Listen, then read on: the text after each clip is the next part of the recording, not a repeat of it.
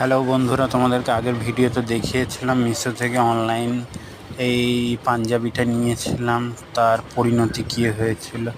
তারপরে আবার একটা ভিডিও করছি, দেখুন পাঞ্জাবিটা একবার দেখো কতটা বড়।